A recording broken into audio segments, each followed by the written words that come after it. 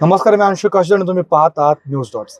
आज आपण मोहम्मदवाडी परिसरामध्ये आलोय. आपण आता बरोबर रेजा स्टर्लिंगच्या बॅक साईडला उभे आहोत आणि इथेचं कारण म्हणजे STP फक्त कागदांपुरता राहिला आहे. ह्याचं ज्वलंत उदाहरण आता आपल्या समोर आहे आणि या गोष्टीवरती ठळकपणे बोलण्यासाठी आपल्यासोबत जयमालाताई देखील आहेत, जे इथल्या सोशल ऍक्टिव्हिस्ट पण आहेत आणि त्यांनी हा मुद्दा उचलून धरलेला आहे आणि त्यांच्या माध्यमातून आपल्याला हे माहिती समजते की इथे जे STP नावाचा जो प्रकल्प राबवला जात असतो आपल्या पूर्ण महाराष्ट्रामध्ये किंवा पुण्यामध्ये, STP मध्ये सीवेज ट्रीटमेंट प्लांट, परंतु आता इथे तसलं काहीही होत नाहीये. STP फक्त कागदापुरतं राहिलेलं आहे आणि ते सांडपाणी जे असतं ते थेट नाल्यामध्ये सोडण्यात येत आहे आणि इथे आजूबाजूला लोकवस्ती आहे, इथे लोक राहतात, त्यांना या गोष्टीमुळे त्रास होतोय, दुर्गंध पसरला जातोय, डास होत आहेत, किडे मकोडे होत आहेत गोष्टीमुळे. आणि एवढंच नव्हे तर पावसाळ्यामध्ये अजून भयानक परिस्थिती या गोष्टीची उद्भवून येते आणि लोकांच्या सोसायटीमध्ये देखील पाणी जात आहे. आणि आत्ता आपल्यासोबत जयमालाताई देखील आहेत. आपण त्यांच्याकडनं जाणून घेऊ की त्यांना देखील वैयक्तिकरित्या ह्या गोष्टीचा त्रास देखील झाला आहे आणि अनेक नागरिकांसाठी आता त्या देखील आता बोलणार आहेत की बऱ्याचशा वेळेस नागरिकांचा त्रास पोहोचण्यासाठी कोणी नसतं. पण आता आपण जयमालाताईंशी बोलून जाणून घेऊ की नेमका इथे प्रॉब्लेम काय होता आणि हा केव्हापासून होता. ताई नमस्कार. नमस्कार. आता हा जो प्रॉब्लेम उद्भवला हा केव्हापासून चालू आहे आणि ह्या गोष्टीचा पाठपुरावा करण्यासाठी तुम्ही PMC ला आतापर्यंत किती निवेदन केले होते? PMC ला आणि CMO ला सुद्धा मी निवेदन केलेले आहेत. हा पहिल्या प्रश्नाचं उत्तर देते. हा त्रास आम्हाला फेब्रुवारी पासून सुरू आहे.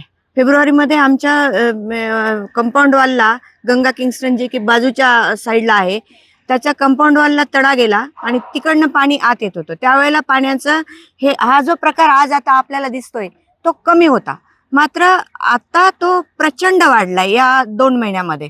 आणि सप्टेंबरमध्ये पण खूप जास्त प्रमाणात होता. सप्टेंबरमध्ये हेच पाणी आमचा कंपाऊंड वॉल तोडून आमचं जे ड्रिंकिंग वॉटर टँक आहे खाली अंडरग्राऊंड, त्याच्यामध्ये अगदी मोठा धबधब्यासारखा जोरात ह्या पाण्याचा प्रवाह आमच्याकडे येत होता. त्यावेळेला मी PMC CMO सगळीकडे लेटर्स टाकले आणि त्यांना विचारलं की बाबा नेमकं काय करायचंय. म्हणजे तुमच्या प्यायच्या पाण्यामध्ये हे पाणी मिक्स झालं होतं? पिण्याच्या पाण्यामध्ये हे पाणी मिक्स झालेलं आणि त्यावेळेला आमचं भरपूर लाखो लिटर पाणी आम्हाला वायाला घालावं लागलं होतं. वरच्या टाक्या खालच्या टाक्या सगळ्या रिकाम्या कराव्या लागल्या होत्या यांच्यामुळे. आणि किमान 15 दिवस आम्हाला प्रचंड त्रास झालेला होता. त्यावेळेला सगळ्याच विभागाच्या टीम, सॉलिड वेस्ट मॅनेजमेंट, परत हेल्थ डिपार्टमेंट आणि ड्रेनेज डिपार्टमेंट, परत बांधकाम विभाग, सगळ्यांना आम्ही बोलावून घेतलं होतं. मात्र त्यावेळेला त्यांनी थातूरमातूर काम करून दिलं. इकडे कुठेतरी पंप बसवला आणि पाणी बाहेर सोडण्याचं काम आम्ही केलंय म्हणून सांगितलं. ते काही पूर्ण कमी झालेलं नाही. आता परत प्रचंड दुर्गंधी तुम्हाला येत असेल. प्रचंड दुर्गंधी या भागामध्ये पसरलेली आहे. आजूबाजूला स्कूल्स आहेत, छोटे मुलांच्या शाळा आहेत, लोक राहतात, रेसिडेन्शियल एरिया आहे आणि इथे लोकांना वेगवेगळे आजार उद्भवत आहेत या सगळ्या प्रकारामुळे. आणि याच्याकडे गांभीर्याने लक्ष द्यायला पाहिजे. मात्र PMC टोलवाटोलवी करते एका विभागाचा दुसऱ्या विभागात. आता यानंतर आज रिसेंटली काल मला एक निदर्शनास गोष्ट आलेली आहे. मी ड्रेनेज विभागाचे एक्झिक्युटिव्ह इंजिनियर अजय वायसे यांच्याशी बोलले. त्यावेळेला मला ते कळालं की हा ड्रेनेज विभागाचा विषय नाहीये. ऍक्च्युली म्हणजे विषय ड्रेनेज विभागाचाच आहे, मात्र PPP मधून आमच्याकडे रस्त्यांची कामं झालेली आहेत. त्यामध्ये रस्ते डिपार्टमेंट, जो रोड डिपार्टमेंटचे जे इंजिनियर आहेत, आमच्या विभागाचे डेप्युटी इंजिनियर आहेत, त्यांना कोणाचीच परवानग्या घ्यायची सवय नाहीये. त्यांचं नेहमीच असं आहे. मागे सर्कल एक केला होता त्यांनी, त्या ठिकाणी त्यांनी ट्रॅफिक विभागाची परमिशन घेतली नाही. रोड काँग्रेस प्रमाणे तो सर्कल नव्हता. तो सर्कल रोड काँग्रेसच्या नियमाच्या बाहेर होता आणि ट्रॅफिक विभागाची त्यांनी परमिशन घेतली नव्हती. त्यावेळेला मी ट्रॅफिक विभागाचे PI PMCच्या ऑफिशियलनीच एकमेकांची परमिशन न घेण्याचं काम इथे चालू आहे. घेण्याचं, पण त्यांनी ट्रॅफिक विभागाची पण घेतली नाही. ट्रॅफिक विभागाची पण घेतली नाही त्या सर्कलसाठी. म्हणजे काय झालं, त्या सर्कलमध्ये प्रचंड ऍक्सिडेंट होऊ लागले. मग मी त्या ट्रॅफिक विभागाचे PI आहेत मारुती पाटील, त्यांना विचारलं. त्यांनी येऊन स्वतः पाहणी केली आणि त्यांनी सुद्धा हे ऍग्री केलं होतं की रोड काँग्रेसच्या जर प्रमाणे आपण बघितलं तर या ठिकाणी एवढा मोठ्या सर्कलची आवश्यकता नाही. हा पहिला मॅटर होता. आम्हाला वाटलं ठीक आहे, पण आता तर यांनी हद्दच केली या इंजिनियर. दोन्ही गोष्टींचा इंजिनियर एकच आहे का? हा इंजिनियर एकच आहे. तर हा जो रस्ते विभागाचे इंजिनियर आहेत, कामठे नाव आहे त्यांचं, तर त्यांनी ड्रेनेज विभागाच्या इंजिनियरकडनं अजिबात परवानगी घेतली नाही.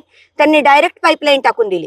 त्यांनी पाईपलाईन टाकली, ते आणि त्यांचे कॉन्ट्रॅक्टर जबाबदार आहे त्याला.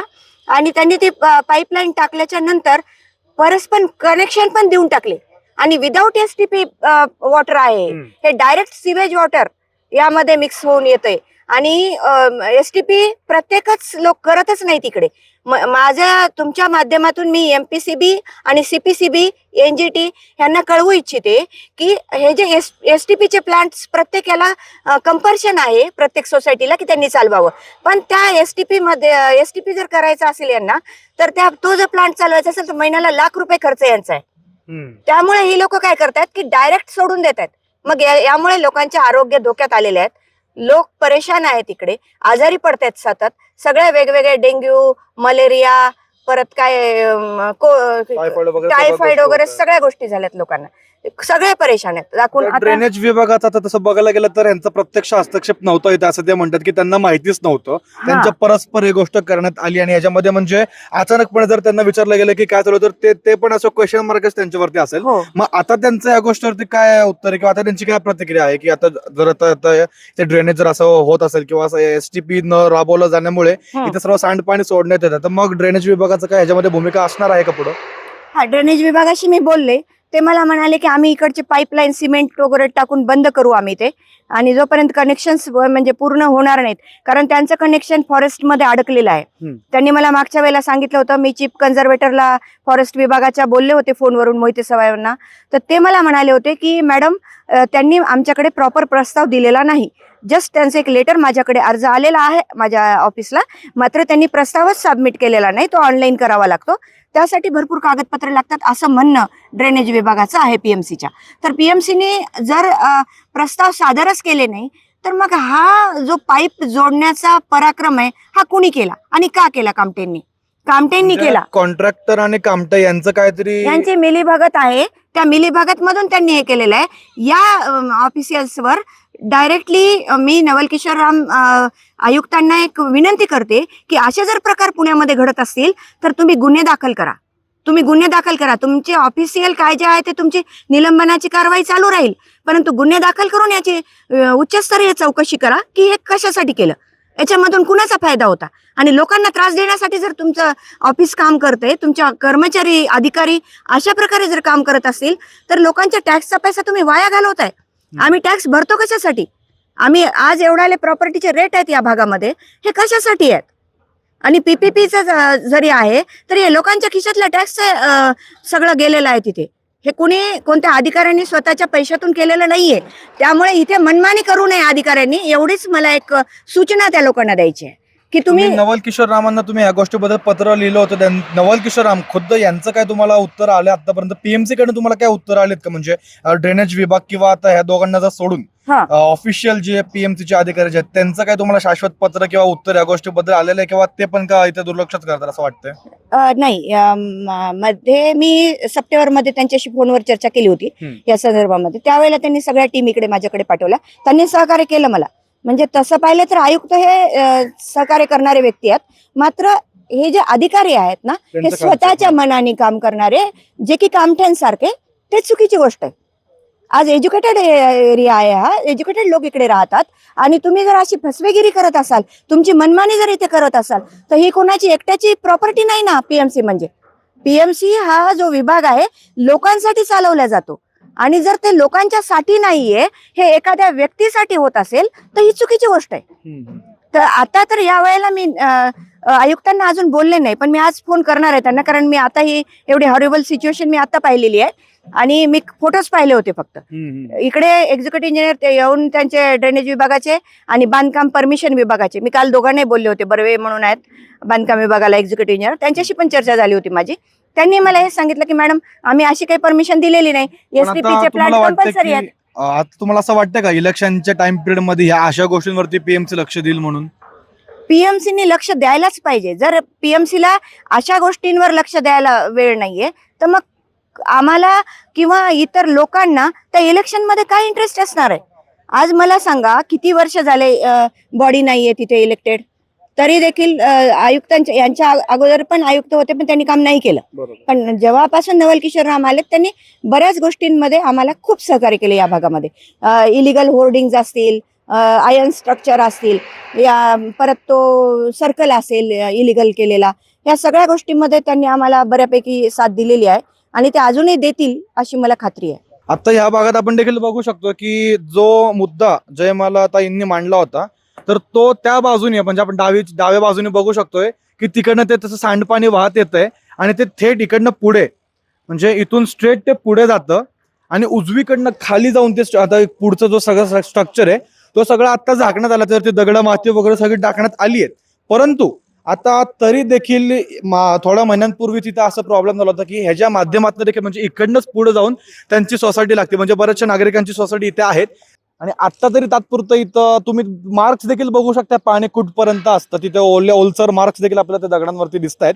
तिथपर्यंत त्या पाण्याची लेवल, घाणेरड्या पाण्याची लेवल ती वाढलेली असते आणि ती कधी कधी पावसाळ्यात मध्ये म्हणा किंवा अजून जेव्हा इकडनं पाण्याचा फ्लो जेव्हा एक्स्ट्रा वाढतो, सकाळची एक वेळ असते आणि संध्याकाळची एक वेळ असते की जेव्हा पाणी अचानकपणे वाढलं जातं.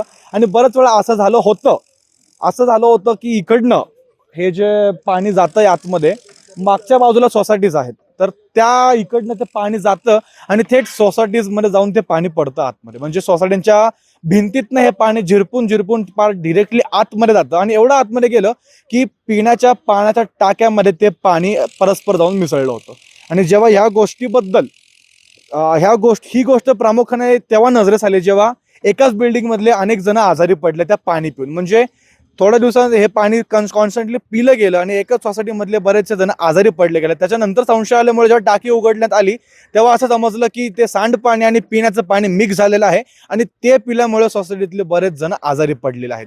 आणि या गोष्टीमुळे मग आता पीएमसीला मला हा प्रश्न विचारायचा आहे की STP कागदापुरती किती वेळ राहणार आहे अजून, का ह्याची व्यवस्थित अंमलबजावणी होत नाही? जर आता कुठे कन्स्ट्रक्शन जर चालू असेल तर कन्स्ट्रक्शन सुरू व्हायच्या अगोदर STP वरती का काम करण्यात येत नाहीये?